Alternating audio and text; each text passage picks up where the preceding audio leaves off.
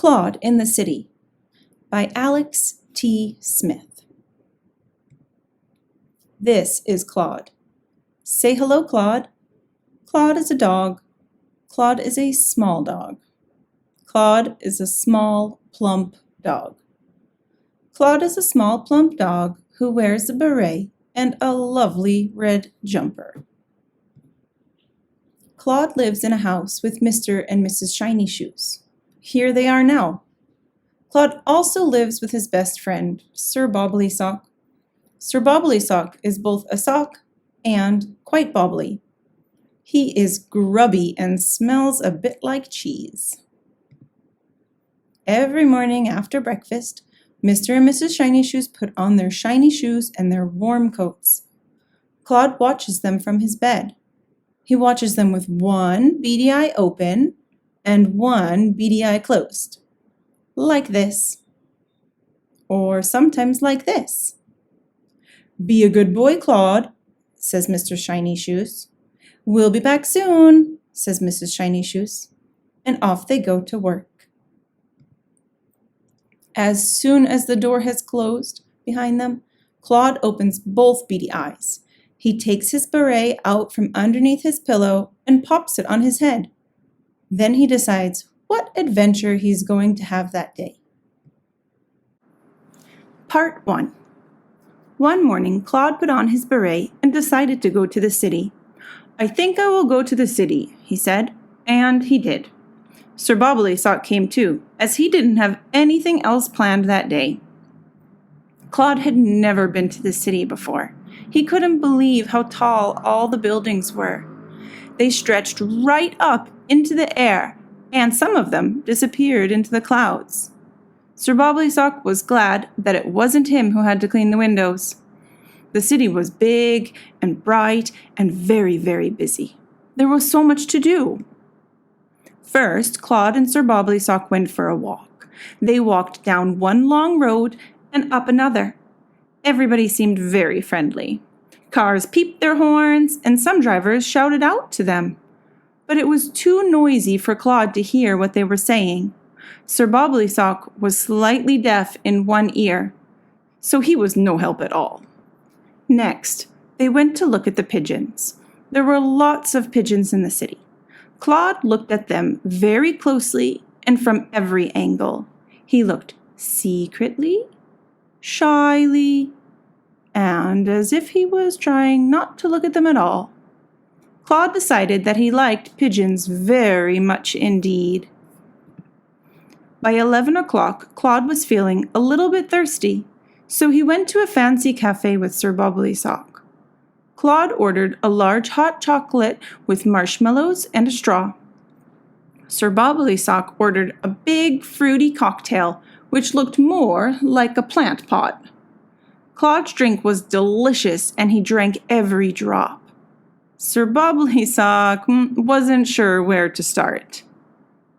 Now it was time to go shopping. Claude was amazed that there were so many different sorts of shops. There were shoe shops, loo shops, chip shops, chop shops, which were really butcher's shops. And there were even shops selling the most curious contraptions Claude had ever seen. Then Sir Bobbly Sock discovered the best shop in the world. Ever. Claude hurried inside and bought a beret in every color and every pattern. That was an awful lot of berets.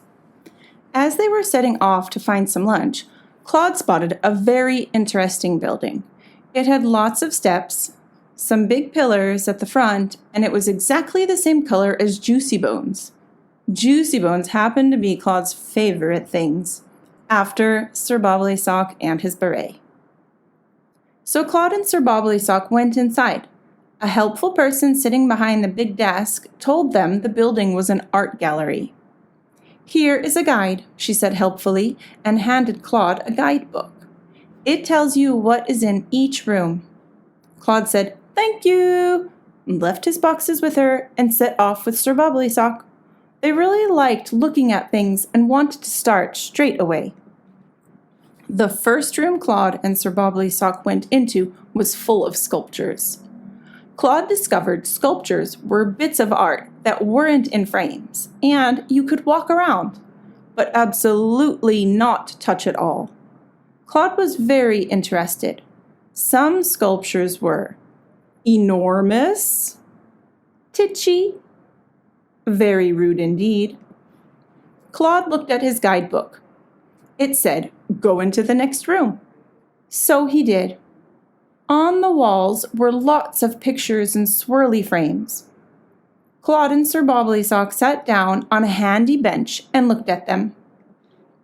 Some of the paintings showed people standing around and pointing at things that weren't there. Claude thought this was a little bit silly. Some of the paintings had dogs in them, which made Claude happy. But none of them were wearing a beret. "Let's go and have some lunch," said Claude to Sir Bobblysock. "I could just eat a juicy bone baguette." Claude collected his boxes of berets, and they set off to find a cafe. Suddenly, a naughty robber in a striped jumper and a mask came running past them carrying one of the sculptures. 2 guards were running after her. Claude's paws were so full of boxes and his brain full of juicy bone baguette that he did not see her. The robber did not see Claude and all of his boxes. Bump! Crash! Whoo! Berets exploded everywhere. The robber fell to the ground. The sculptures went flying through the air. Everybody gasped. Sir Bobblysock felt sick with worry. But Claude saved the day. Soon the mayor arrived. "Claude, you are a hero," he cried.